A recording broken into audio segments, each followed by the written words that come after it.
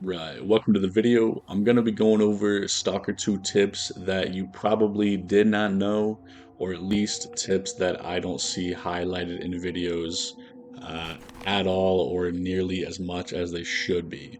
So starting out, the green vendor icons, you're going to be getting discounts at the technician for repairing your armor. That discount is exactly 25% cheaper.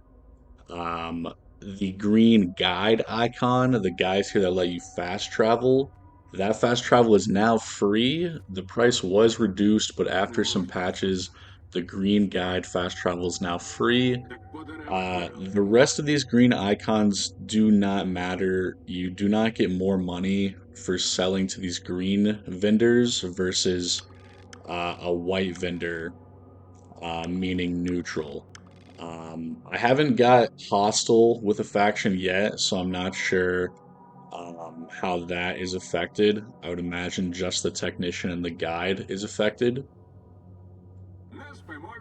On the subject of vendors, though, there's going to be like a barkeep vendor and a main weapons vendor in each town. Make sure you're selling every single thing you have to the weapons vendor.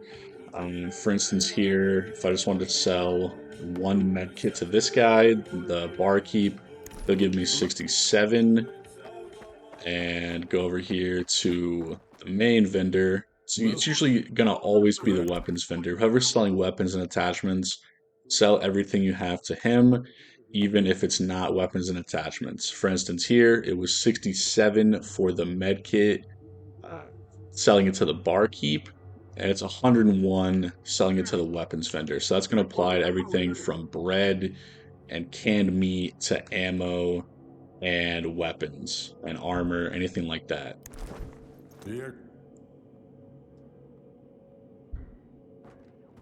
Moving on, we're talking about these lead containers. You see where my artifacts are. The green coloration, the green hue at the bottom of these four artifact slots means I'm not going to be taking any radiation damage from these artifacts. So you can tell here, the artifacts I have on, they all give me radiation as a negative. And the only artifact I have not in those slots um, doesn't give me any radiation as a negative at all. It gives me radio protection maximum. I can go ahead and take that off. And if you look in my bottom left, still not taking any rads at all.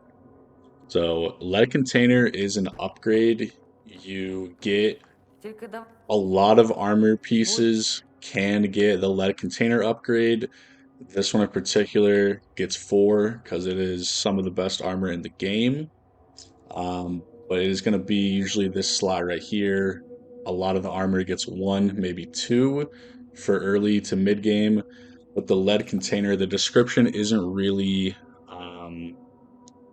It doesn't explicitly tell you that your artifacts will give you 0. It kind of hints at it, but yeah, they give you legitimately 0 rads. And on the note of artifacts, slightly personal opinion, but from my manual testing, any artifact that gives you weight increase, weight reduction, or carry capacity increase is going to be better than an artifact that gives you endurance. Based on my testing, if the artifact reduces your weight, your endurance is going to go, or rather, your stamina is going to deplete slower and regen faster. Whereas if you just have an endurance artifact on, it seems to only regen faster, so you're going to be draining it the same amount, whereas the weight seems to be covering both. Um, and this isn't so much a tip, I guess, as just what I like to do. On my quick access slots down here, I run an energy drink, water, really helpful for crossing long distances. Pop a couple energy drinks, then pop a water, rinse and repeat. That way you don't have to stop as much to eat food. from the energy drinks making you hungry as you drank them, because the water does negate that hunger. So you see hunger reduce weak and increase hunger weak. So they kind of cancel out. It's not quite 1-to-1, but it'll help a lot crossing long distances.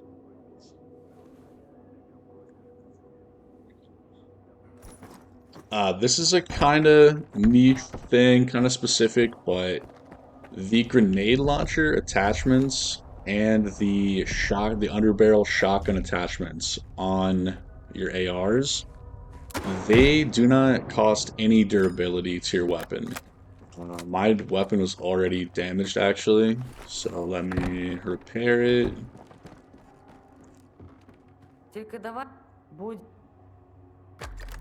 Alright, so the Karad, it is now 100% durability. Boom, 100%. Let's see if this guy's selling any so I can just test it even more. He's not, that's alright. Let's look at the point across here. It's gonna go in here so we don't piss off these NPCs.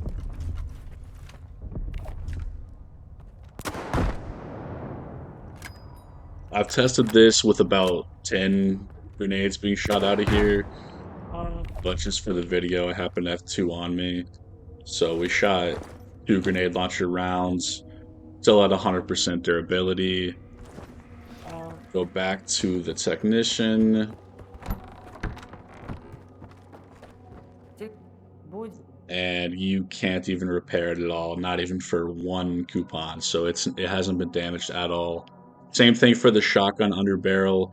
Very helpful for that one. You really don't even have to run a shotgun if you want to do underbarrel shotgun. So it's nice, no fear of damaging your gun even more when you're using those attachments.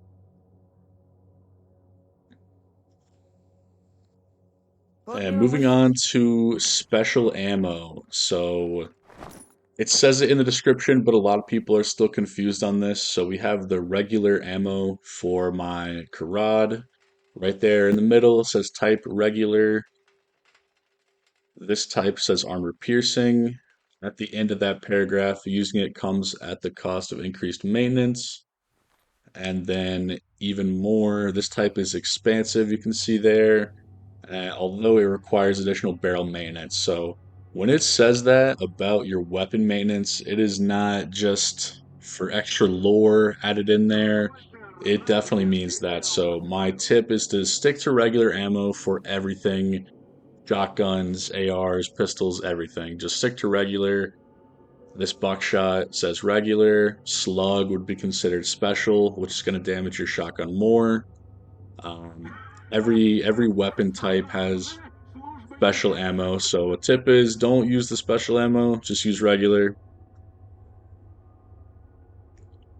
Moving on to talk about the emissions.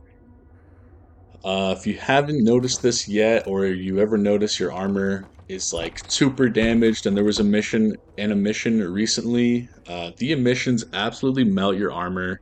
You don't want to get caught in one even for 1 second. Standing in an emission for 1 second will probably take off around like 5% of your armor and weapon durability. So it's gonna everything you have equipped. So your 3 guns and your armor is gonna get shredded by an emission.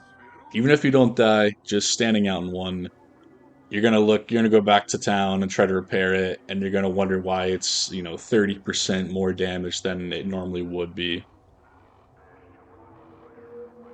And to wrap things up, so the emissions will reset all the, excuse me, not all, but the emissions will reset a lot of the common artifact spawns, but not the altered items. So, like, here's an anomalous event altered item, that's not going to respawn. Um, the altered item weird ball right here in the lesser zone, that's not going to respawn. But if you ever want to farm artifacts and the mission comes by, they will be respawning.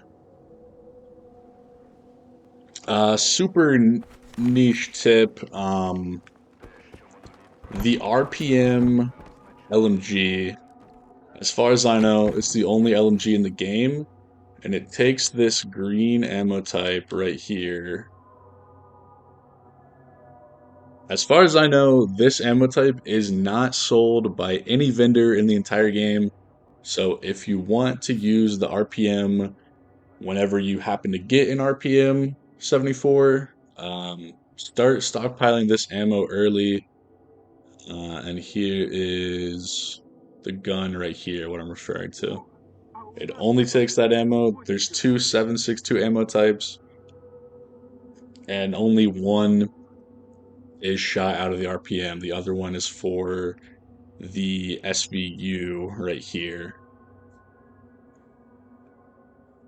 One last thing, if you don't loot a stash fully, it will still appear on your map if there's anything at all left in it, which can be very annoying if you're trying to be a completionist and clear out all those stashes.